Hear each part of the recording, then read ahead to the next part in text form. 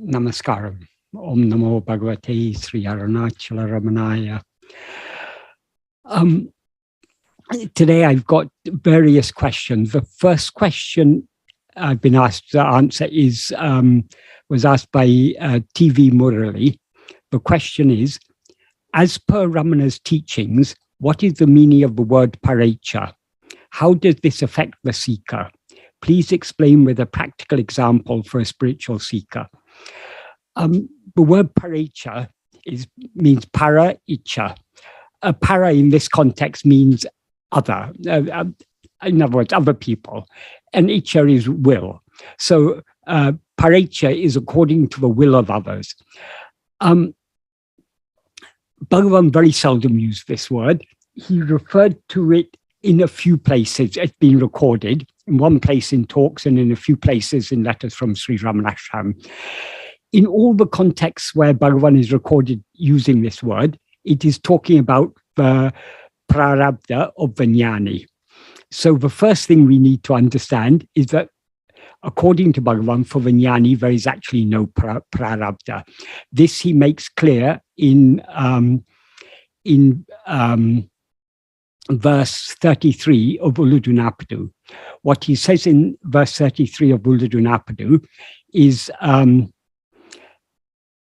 saying that Sanchita and Agamya do not adhere to the jnani, but Pararapta does remain, is a reply said to the questions of others. Just as any of the wives do not remain unwidowed when the husband has died, no, but when the doer has died, all three karmas cease to exist. This echoes what Bhagavan says in verse 38 of Ulludunapadu, in which he says, if we are the doer of actions, that is what he said in Tamil, Vinay Mudal Namayan Vilepayan Tupom. If we are the doer of action, we will experience the resulting fruit. Vinay Mudal A Endru Vinavi Tanne Arya. When one knows oneself by investigating who is the doer of action, Kartrutvam poi, doership will depart, Karmum Mundrum Karalam, all the three karmas will slip off. Nittama Muktinile. This is the state of liberation which is eternal. So according to Bhagavan, that is all the three karmas, Agamya, Sanchita, and Pararapta, these are all only for ego. And so long as we rise as ego, we identify ourselves as a body and mind. And since we identify ourselves as a body and mind, since any actions done by body, speech, or mind are experienced by us as actions done by us. So doership is the very nature of ego. So long as we rise as ego, we experience ourselves as a doer of actions and consequently as the experiencer of the resulting fruit. We experience the fruit as our prarabdha. But when we know what we actually are, ego will thereby be eradicated. And in the absence of ego, there's no sense of doership and no sense of experiencership. And therefore, all the three karmas cease to exist, because these three karmas only exist for ego. This is why Bhagavan compares them to three wives. The three wives are sumangali, so long as the husband is alive, but they all three of them become widowed when the husband dies. So you can't have, if the husband dies, it's not that two wives become widowed and one remains unwidowed. All three are widowed. So likewise, when ego is destroyed, all the three karmas cease to exist. But as Bhagavan says, it is sometimes said that those Sanchita and Agamya do not adhere to the jnani, Pararapta does remain. But though it is said so, as Bhagavan says, this is a reply said to the questions of others. What Bhagavan means here by others, Vetra, is those who are not ready or not willing or able who are not willing to understand his teaching, because his teachings are very, very simple. All three karmas are only for ego. When ego dies, the jnani is egoless. If the jnana, as Bhagavan often used to say, jnana me jnani, jnana alone is the jnani. That is, when ego dies, what remains is only jnana, and jnana alone knows jnana. So jnana alone is the jnani. So for jnana, there are no karmas because there's no doership. The nature of jnana is just being, not doing. It is sat chit, being, awareness.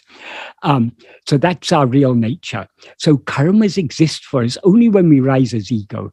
But for those who are not willing to understand this simple fact, they see Vijnani not as, so long as we take ourselves as a body, Vijnani also seems to be a body. We see Bhagavan as if he were a person like us with body and mind and so on. So in our view, since in the view of the Ajnani, since the Jnani seems to be a person, seems to be a body, there seems to be Pararapta for the Jnani. But that's only a seeming Pararapta, and it's only in the view of others. For the Jnani, there is no Pararapta whatsoever. But often in sastras and other texts, it has to be, that is, explanations have to be given for those who are not having a deeper understanding. And for them, the jnani seems to be a person, and then they ask, why did the jnani do this? Why did the jnani do that? Simple answer, it's all prarabdha. But that prarabdha is only for the body of the jnani, not for the jnani. The jnani's experience is I alone am. The jnani is never aware of itself as I am this body. So, so long as there is a body for the jnani, there is a seeming prarabdha for that body. And it's in this context that this subject of three types of prarabdha, swecha, pareccha, and anicca. Swecha means one's own will. Pareccha means other person's will. And anicca means not the will of any person. So sometimes prarabdha is classified as these three types of prarabdha, but this is really not a classification that need concern us, because the law of karma as taught by Bhagavan is very, very simple. The actions we do under the sway of our vasanas are agamya. Those agamya bear fruit. Those fruit get stored in sanchita. We don't experience the fruit in this lifetime. They all get stored in sanchita. And from sanchita, for each lifetime, God or Guru selects a certain portion as prarabdha. So the prarabdha is the fruit of actions that we've done in the past with our will.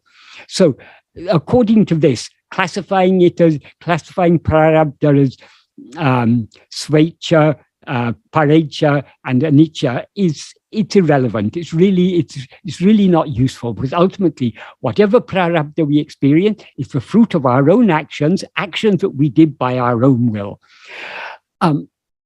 But the context in which this classification is usually made, and the context in which all the places where it's recorded that Bhagavan used this term pareccha, it was with respect to the seeming prarabdha of the jnani. In talks, as I say, there's just one reference. The reference in talks is not at all clear. What is recorded here, it's obviously not a complete recording of what Bhagavan said. That is, someone asked Bhagavan a question. This is in talk section 385 on the 6th of April, 1937. Some person, Mr. Venkata Rao, asked Bhagavan, should we not learn the jnani's ways and imitate them? And Bhagavan is recorded as replying, it's of no use.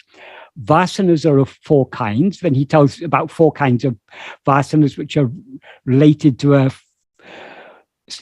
four classifications of different types of jnani. But again, this is all related to the outward appearance. Jnana is one and indivisible. So there are no four different types of jnani, but it seems so according to the outward mode of life of a jnani.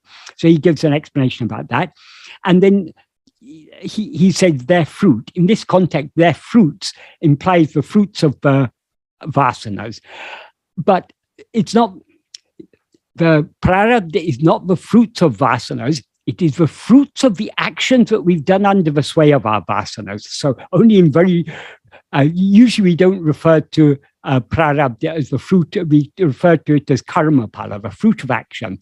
Those actions that we did under the sway of our vasanas. So in that sense, we can say the vasanas they're the fruit of vasanas, but that's not how it's usually expressed. And I think, as I say, this is not what has been recorded here is not the full explanation given by Bhagavan. But anyway, it's recorded here that Bhagavan said, their fruits are reaped in three ways: of our own will, svecha, by others' will, pareccha, and involuntarily, anicca.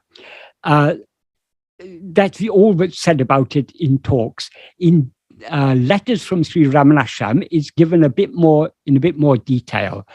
In one place, or in the 48th letter, on the 3rd of June 1946, in answer to some question about papa and punya and so on,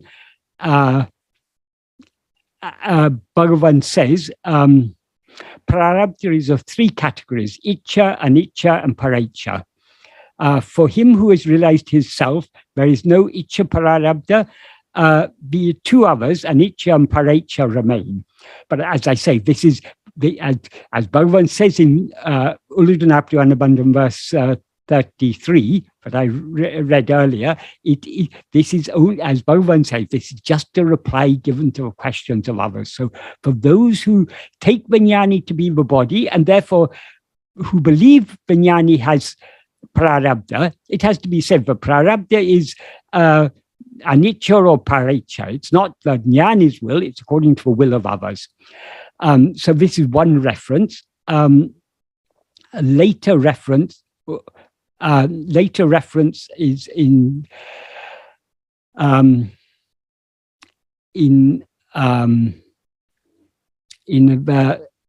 letter 116 on the 17th of May 1947.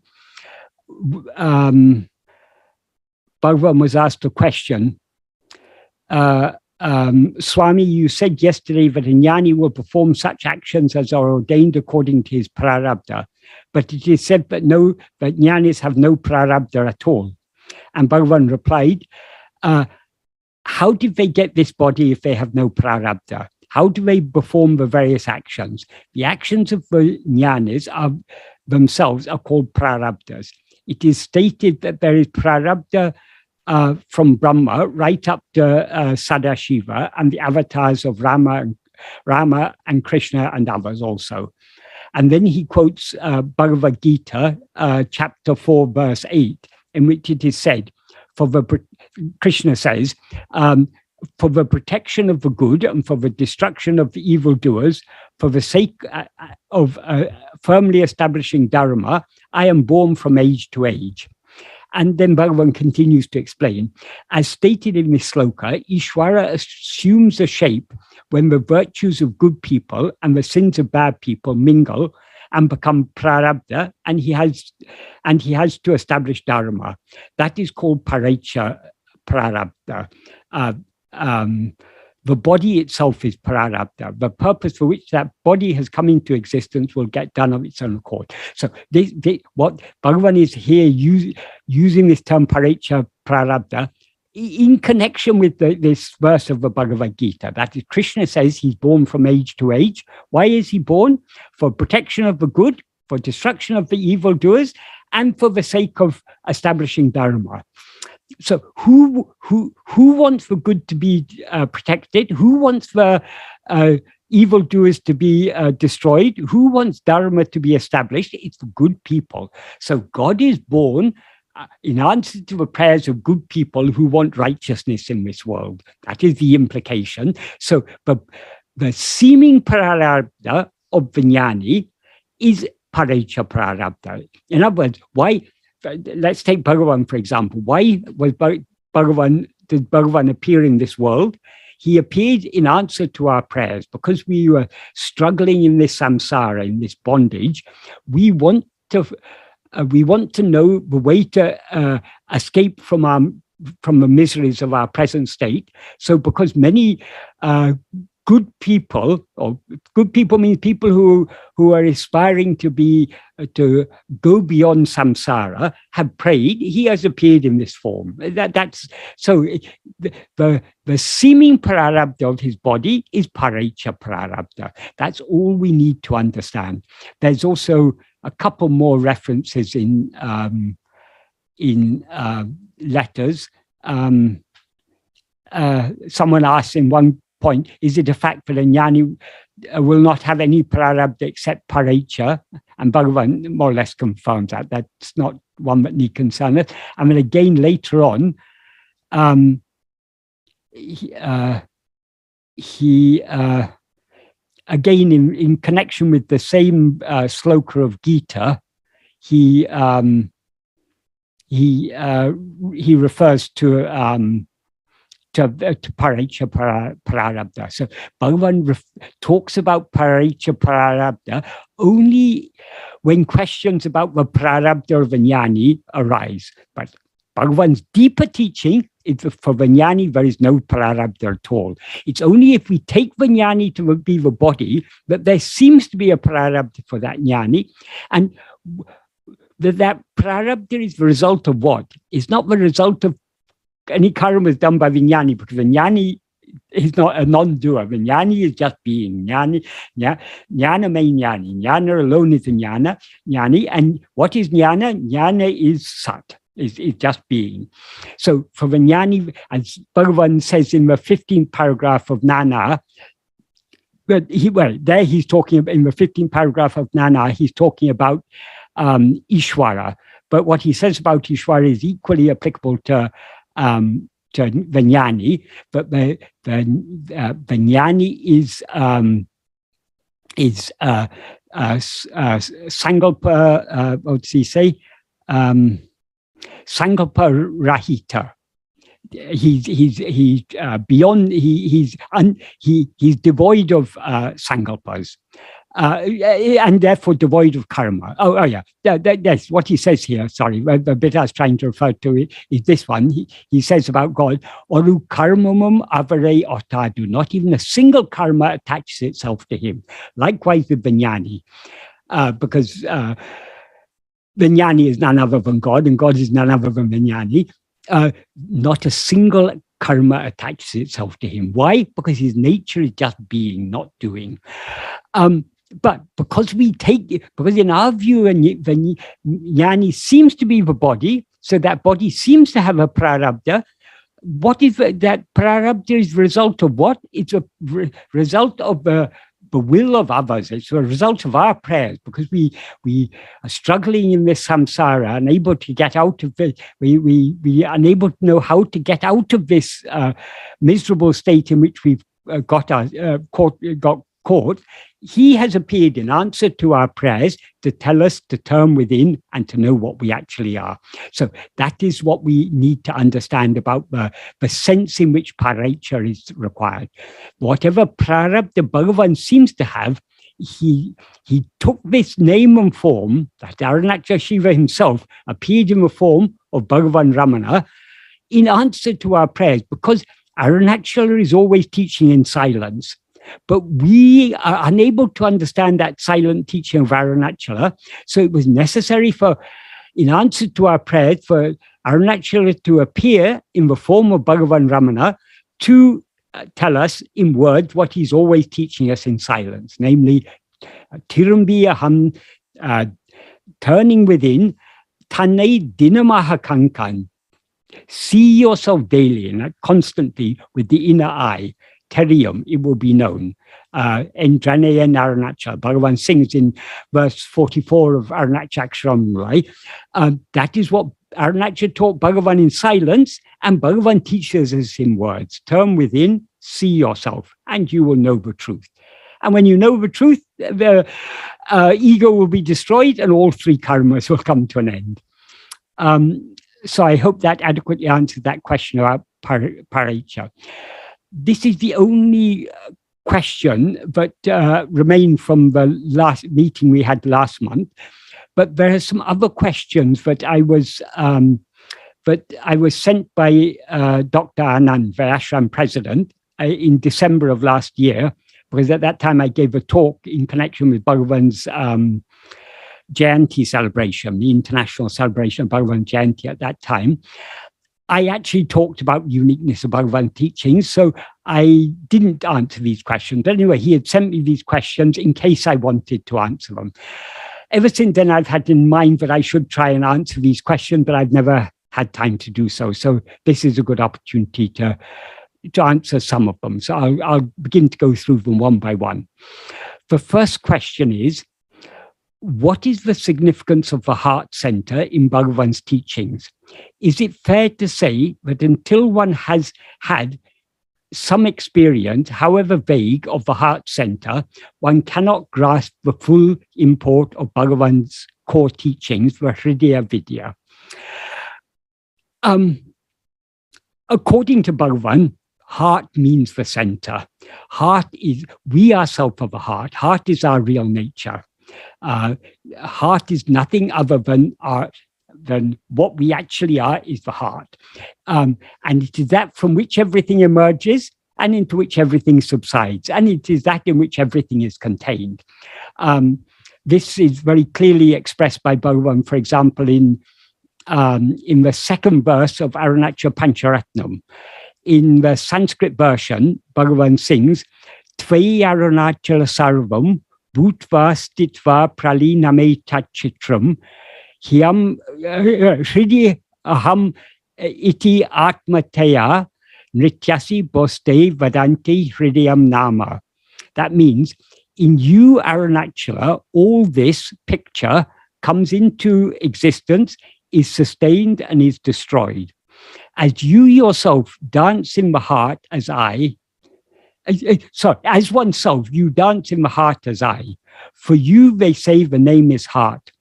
And he said the same in Tamil in a slightly more expanded way. In Tamil, he says, Chittirama mikdellam semalaye nimbale, uttidamai nindre odungidamal, nityamum, na nendride na dittiduva yalumpe, tanidem endriduva tam.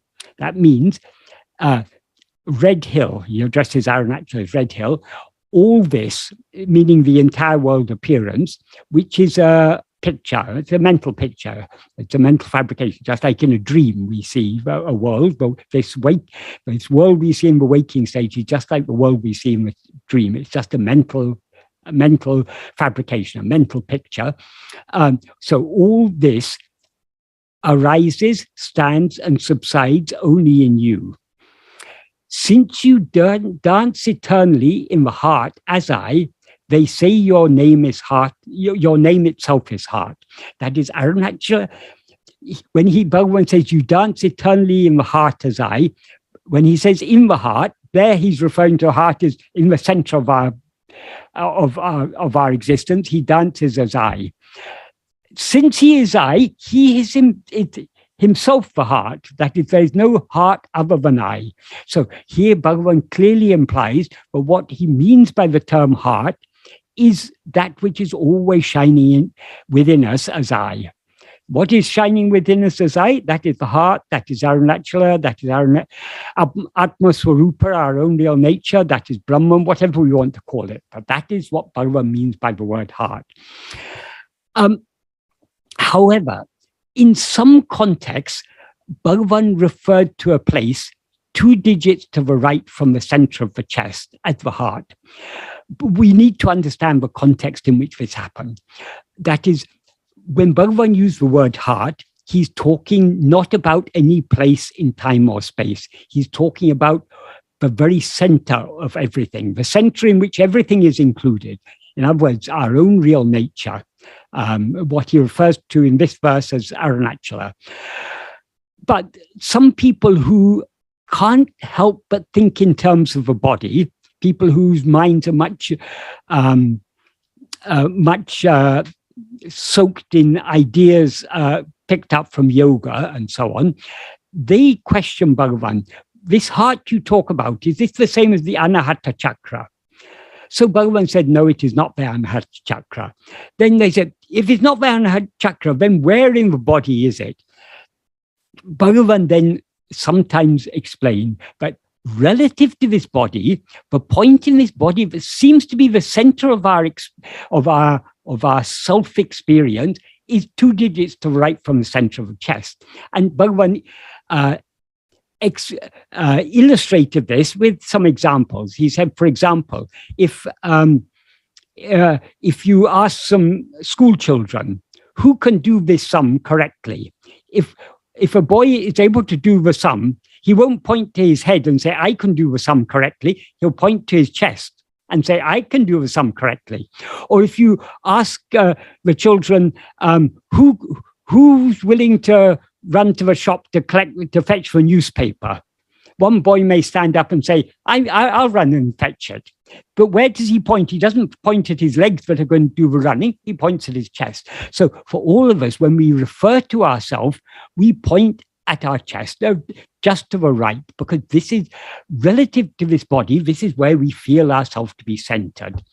And all emotions, we refer to emotions as emotions coming from the heart, but it's not referring to the blood pumping vessel on the left-hand side of the chest. It's actually referring to this point 2 digits to right from the center of the chest. And we can observe this at other times. Supposing you suddenly hear a loud sound, you're walking down the street, for example, and suddenly a car honks its horn just behind you, or suddenly some drumming, very loud drumming stuff happens, or there's a sudden explosion nearby. We feel a shock. If you observe at that time, you will find a sensation 2 digits to right from the center of the chest.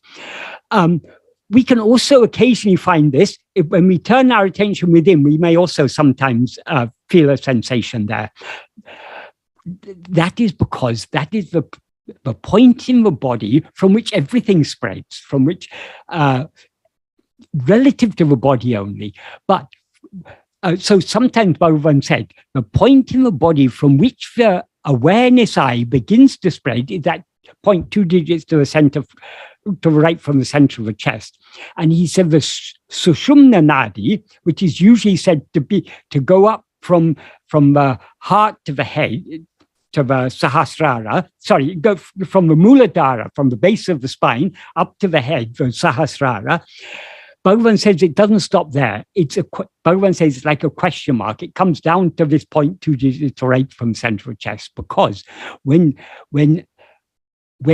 ego rises, the sensation of body, that as soon as we rise as ego, we're aware of ourselves as I am this body. But how does the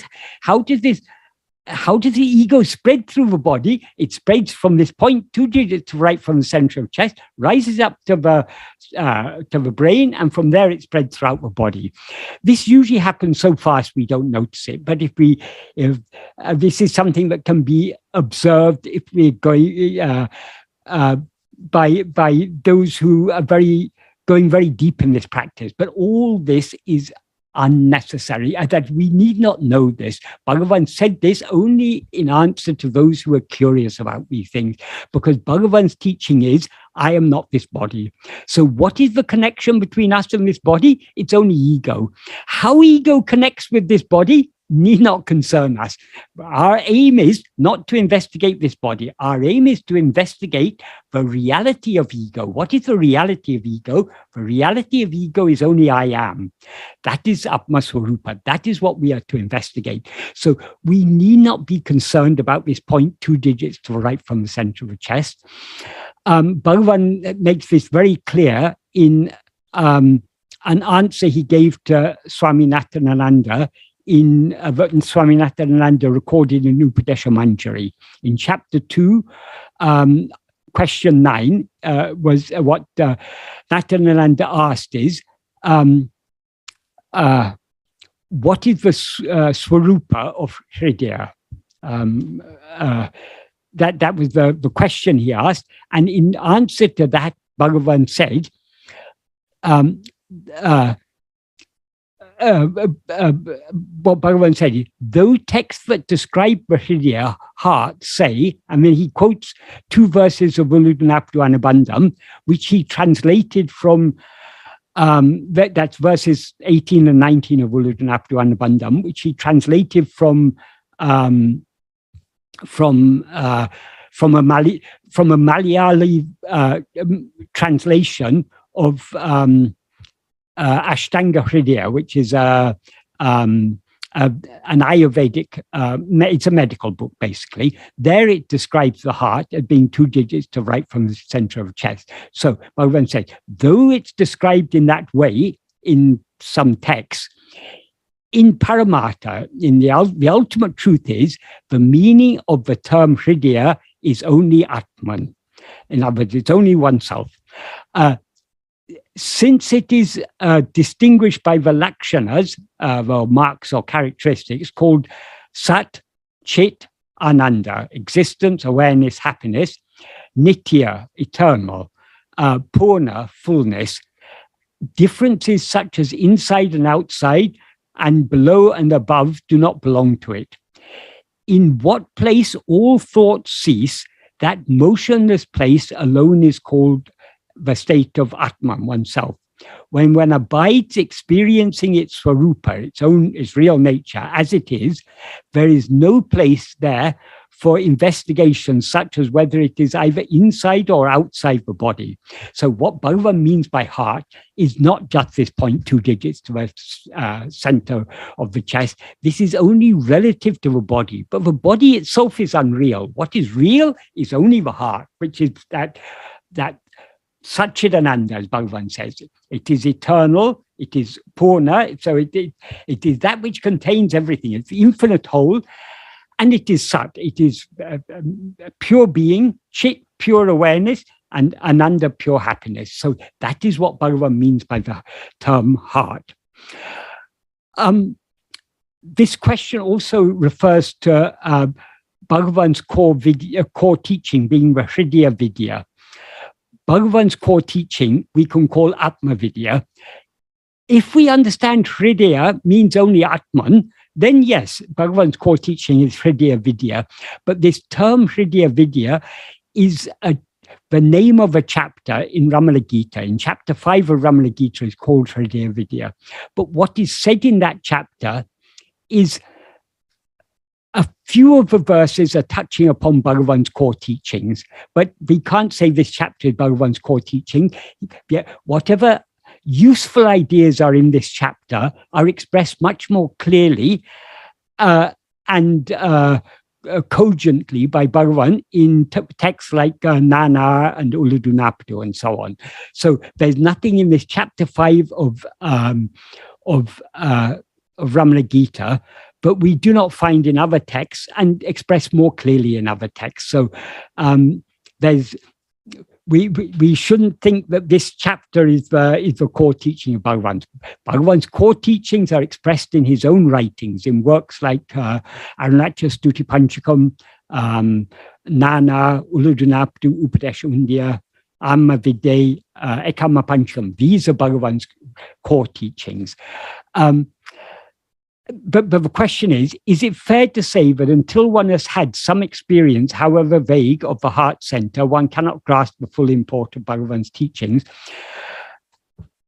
Is there anyone who has not had experience of the heart center? We are all aware I am. That which is shining within us as I, that is the heart. So there is never a moment when we are not experiencing the heart. The heart is what we actually are. The heart is ourself. The problem is, though we are always aware I am, in waking and dream, we are not aware just I am. We are aware I am such and such a person. I am Michael, or I am whoever. We identify ourselves with the name and form of a body and take that to be ourself. The body being the bundle of 5 sheaths, all the 5 sheaths. So long as we are aware of ourselves as I am this body, though we are aware of the heart, we are not aware of the heart as it is, because the heart is that fundamental awareness I am. So we are always aware I am, but because of the conflation of this I am with adjuncts, the mixture of this I am with adjuncts, we are not aware of ourselves as we actually are. So to be aware of ourselves as we actually are, we just need to be aware of ourselves without adjuncts. In other words, we need to be aware of ourselves as just I am, not I am this or I am that.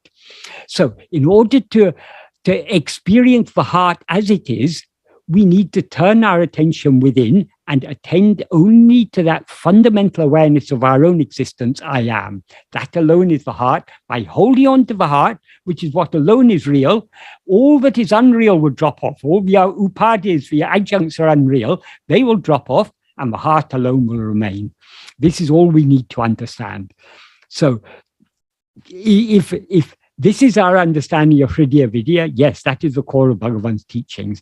If we understand it in any other way, then it is not. That is, this mention of the heart on the right-hand side of the chest is certainly not Bhagavan's core teaching. It's just an incidental thing that Bhagavan mentioned for those who couldn't help but think in terms of the body.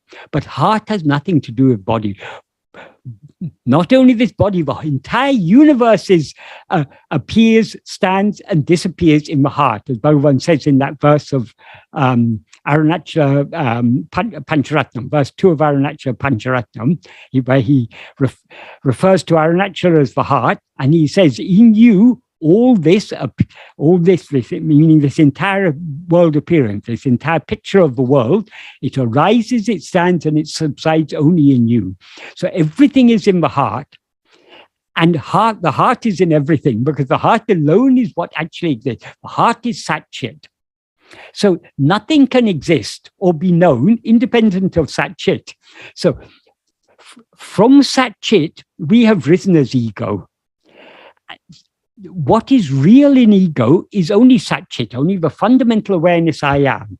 But when we rise as ego, we are aware of ourselves as I am this body. And it's only when we're aware of ourselves as I am this body that we're consequently aware of everything else. So everything else appears only in the view of ego. And ego appears only in the heart and disappears in the heart. So the heart is the beginning, the middle, and the end. It is the center of all, and that in which everything is contained. So, and we are that, Tattvamasi. So that's what we need to understand about heart. The next question I was asked was, how does it feel when the mind sinks in the heart? I know the scriptures say it's hard to describe, but are there words that could come close to express the feeling? So long as there is any feeling, so long as we are aware of anything other than ourselves, the mind isn't sinking in the heart. But we all experience the mind sinking in the heart every day when we fall asleep. Because what happens when we fall asleep? The mind sinks in the heart. So if you can explain what it feels like to fall asleep, then you can explain what it feels like for the mind to sink in the heart. We can't. Why? Because when the mind here means ego. When the ego subsides back into its source, everything else, which appears only in the view of ego, will subside along with it. And we experience this every day in sleep. When we're too tired to continue thinking, we subside, our attention ceases going outwards, we subside back into the heart, and when ego subsides, everything else subsides along with it. So what remains in sleep? In sleep, we're aware only of the heart. We're aware only I am. We're not aware of anything else other than our own existence. So what we experience in sleep, that is the heart. The subsidence of the mind in sleep is the mind sinking in the heart. The problem with sleep is, it is manolaya, not manonasa. It's a temporary dissolution of mind. As Bhagavan says in verse 13 of Upadeshundya, dissolution of mind is of two kinds, laya and nasa. What is dissolved in laya will rise again. If its form dies in nasa, it will not rise again. So our aim is not the temporary subsidence of mind, not the mind sinking in the heart on temporarily, but the mind sinking in the heart permanently.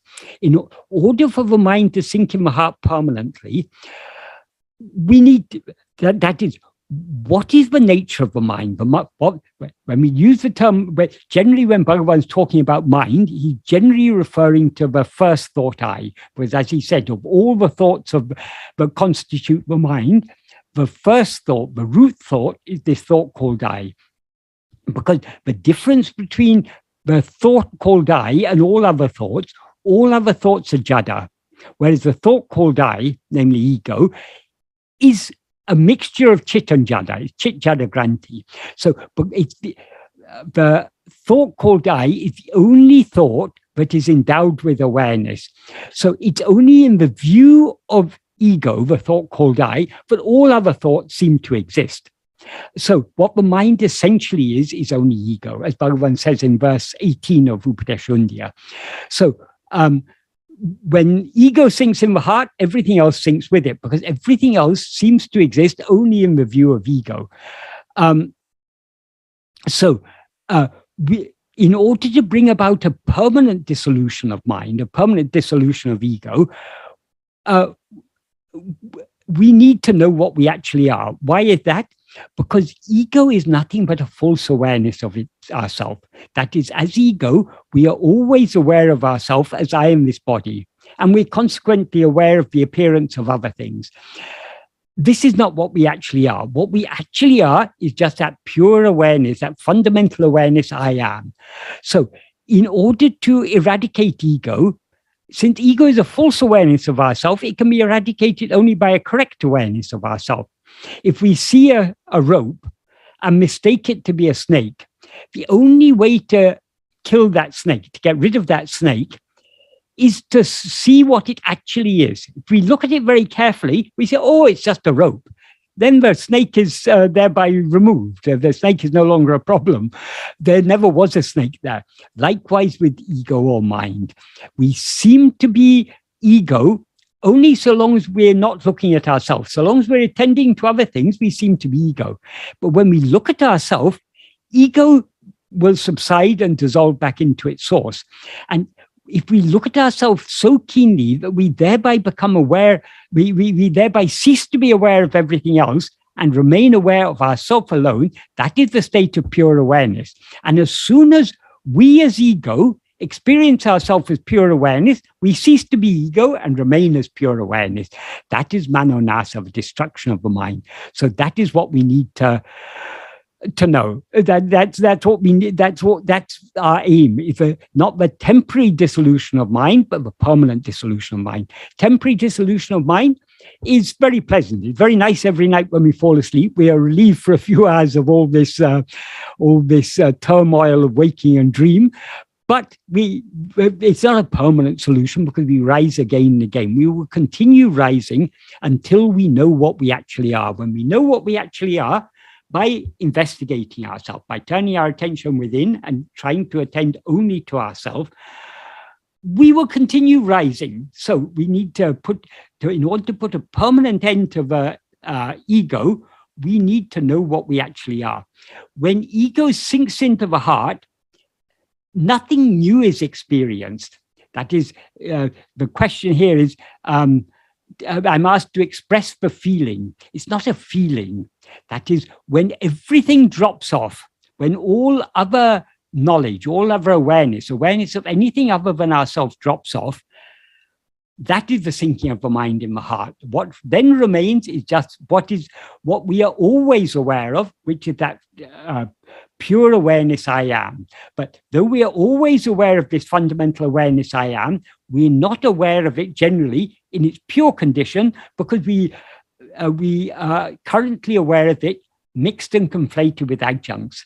So if you want to know what it feels like for mind to sink in the heart, turn your attention within. To the extent to which we attend to ego, it will subside back into the heart.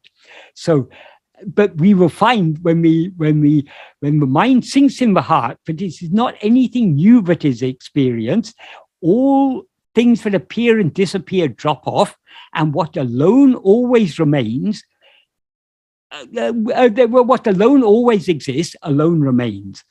It is like, what does it feel like when the now pictures are being projected on the cinema screen? What does it feel like when the pictures cease being projected on the screen? So long as the pictures are being projected on the screen, we are fascinated by the pictures and we overlook the screen. When the picture's no longer projected on the screen, we see the screen alone. It may seem as if there's a screen there, as if it's newly appeared, but it hasn't newly appeared. It was always there. That's why Bhagavan says in verse 30 of Uludunapadu, Bhagavan explains this very nicely. Nana ena manam ulnadi ullum nanave. When as soon as the mind reaches the heart, inwardly investigating who am I, nanam avan tale nanamura. When he who is I dies, in other words, when ego dies, nanan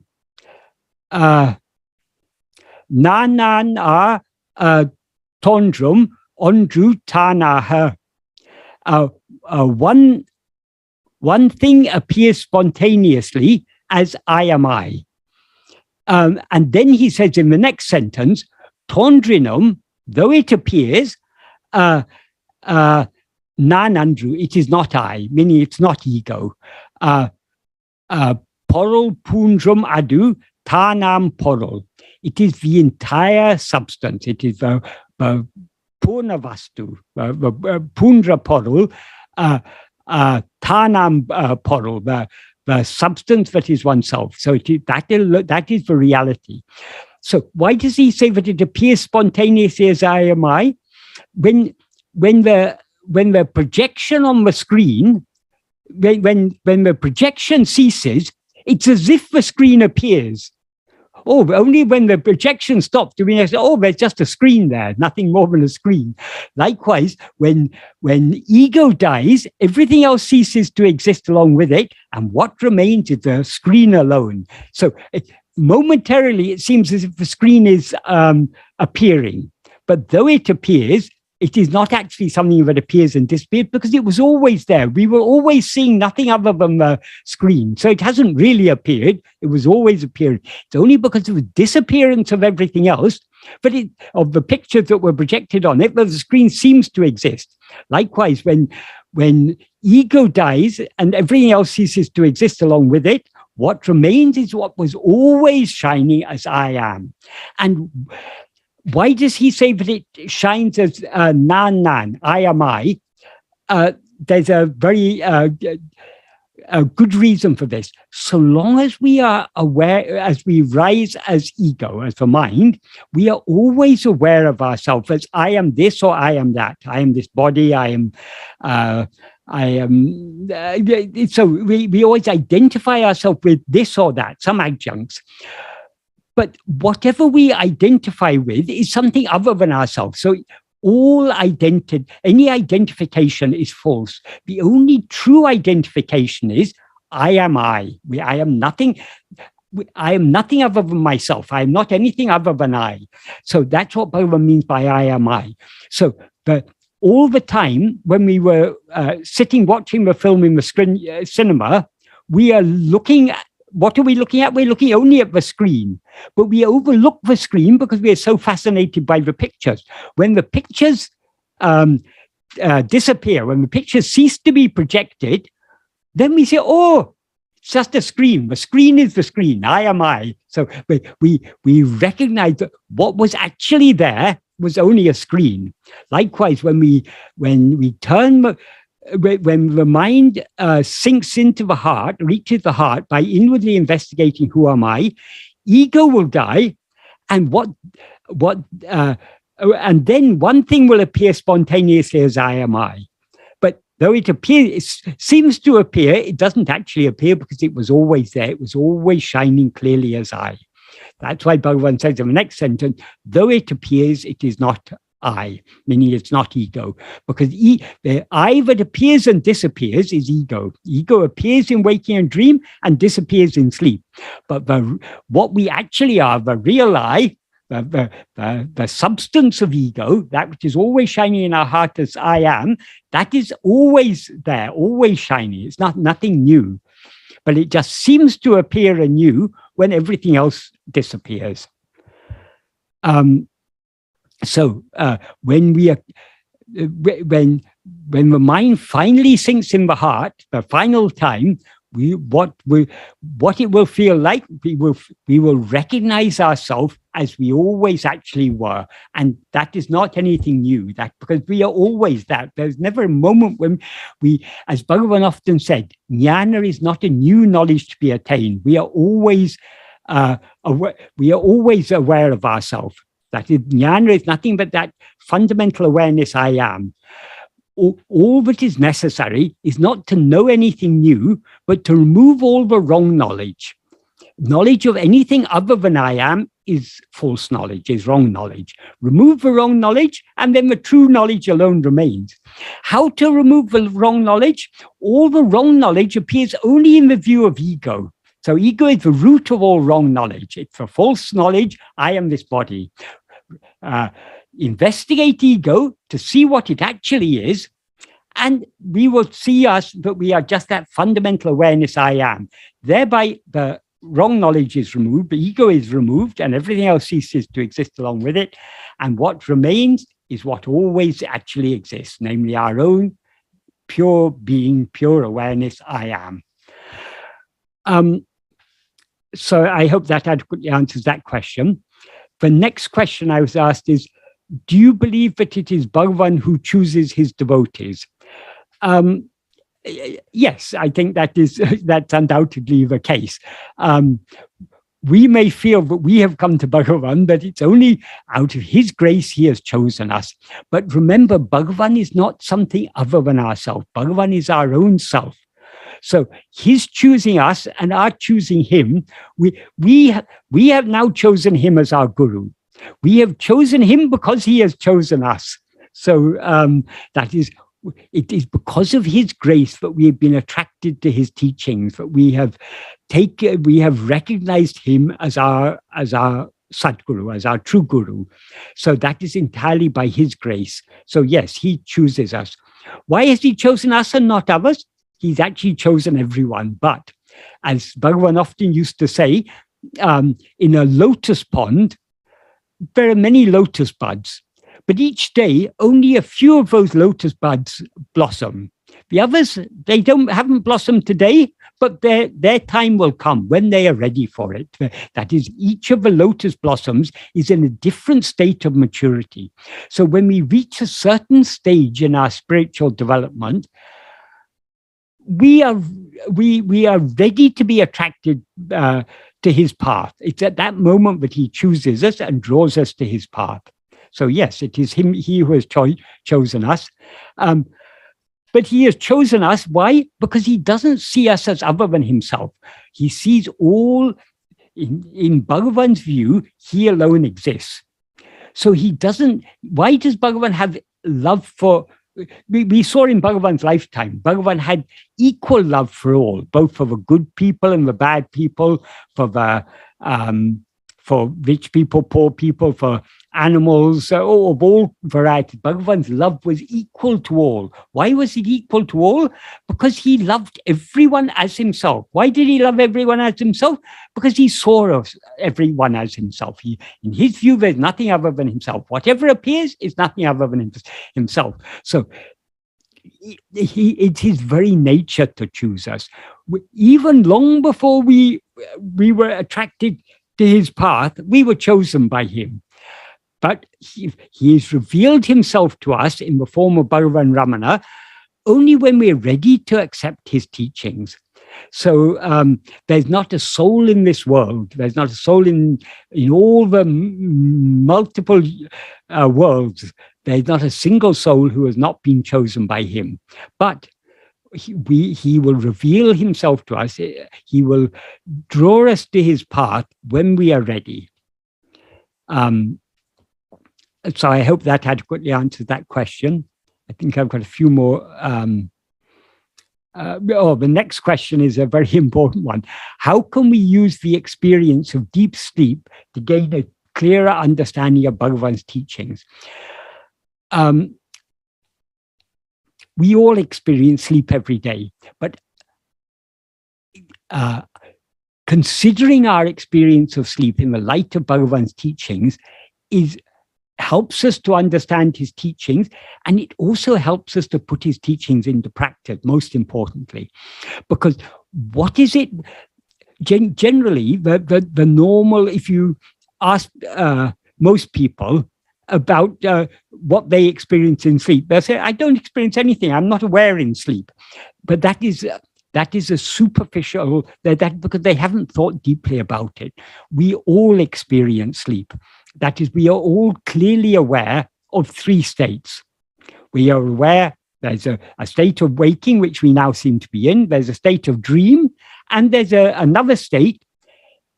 Whereas in waking and dream, we're aware of phenomena. In sleep, we are not aware of any phenomena. We're not aware of anything other than our own existence.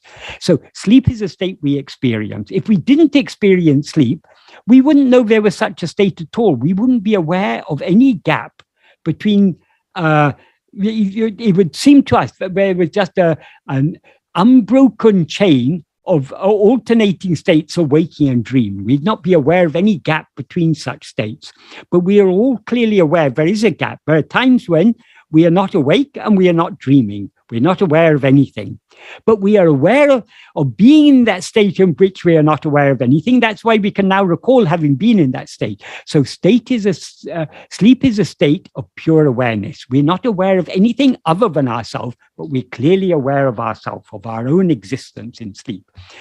So when we're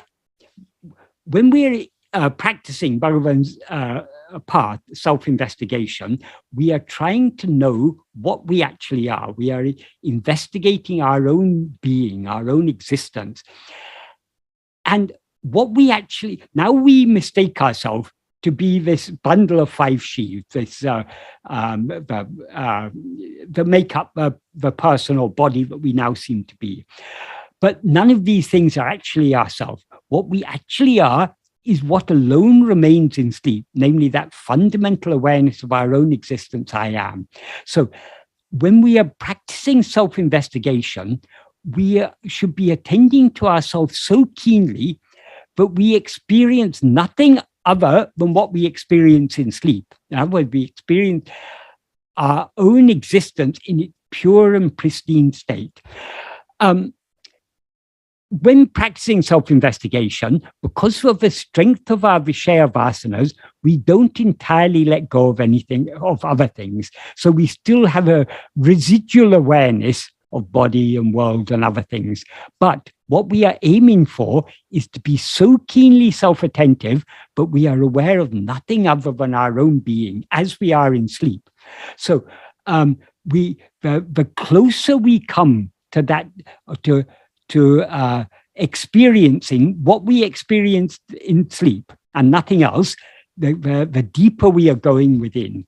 So our aim is to go within so deeply, in other words, to attend to ourselves so keenly that we cease to be aware of anything else and remain aware only of our own being. That state in which we're aware of nothing other than our being, nothing other than our own existence, ourself, that is the state of pure awareness. And as soon as we experience that state of pure awareness, ego is thereby destroyed, because as soon as we recognize ourselves as pure awareness, we can no longer mistake ourselves to be anything else. If you look at the snake carefully enough, you'll see it's a rope. As soon as you see it's a rope, you can never again mistake it to be a snake, because you clearly know it's a rope. And so you can see how, that's why I mistook it to be a snake, because it does look like snake, but you can never again believe that it's a snake. You will never again feel fear, because you've clearly seen what it actually is. Likewise, when we are aware of ourselves as we were in sleep, as pure awareness, then ego will cease to exist. Then the question may arise, why then, since we experience that pure awareness every day in sleep, why does ego come again? Why isn't ego destroyed when we fall asleep? There's a reason for it. Sleep is a state of manolaya. The destruction of ego is called manonasa. Manonasa is the state in which ego dissolves by That is, we as ego need to be aware of ourselves as pure awareness. When we're aware of ourselves as pure awareness, when we as ego are aware of ourselves as pure awareness, we cease to be ego. Ego is eradicated. But in the case of sleep, what happens is, because we are too tired to continue thinking, ego subsides. And as a result of ego subsides and dissolves back into its source, as a result of the dissolution of ego, pure awareness alone remains. But because of that pure awareness shines forth only after the dissolution of ego, ego is not thereby destroyed, because you can't destroy something that is not present. It has to be present to destroy it. That is why it's in waking and dream that we need to investigate ourselves and see ourselves as we actually are. We need to be aware of ourselves as pure awareness in the waking and dream states. In other words, we as ego need to be aware of ourselves as we actually are. As soon as the ego is aware of itself as it actually is, it ceases to be ego and remains as it actually is, as pure awareness. So this is what Bhagavan has taught us about sleep is very, very important. Sleep is not a state of non-awareness. Sleep is a state of pure awareness. It's a state of clear awareness. Some people wrongly say, oh, Bhagavan said, but for Vijnani is awake in sleep. Vijnani is aware in sleep. Bhagavan didn't say Vijnani. For Vijnani, there are no three states. There's only that state of pure awareness. But even for the Ajnani, we are Ajnani only in waking and dream. That is, the Ajnani is ego. Ego dissolves in sleep, and what remains in sleep is only pure awareness. So we all experience pure awareness in sleep. But never, because awareness is our very nature. How could we ever be not aware? So according to Bhagavan, we are all aware in sleep. But because of our outward-looking attention in waking and dream, it seems to us that, oh, I didn't know anything in sleep. Yes, we didn't know anything in the sense we didn't know any phenomena, but we knew our own being. We were clearly aware of our own existence. That is all that is the only true awareness, is that awareness I am.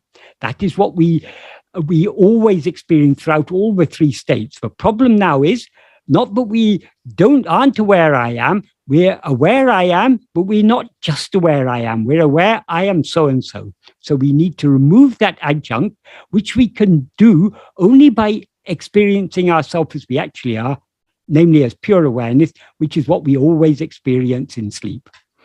Om Namo Bhagavate Sri Arunachala Ramanaya.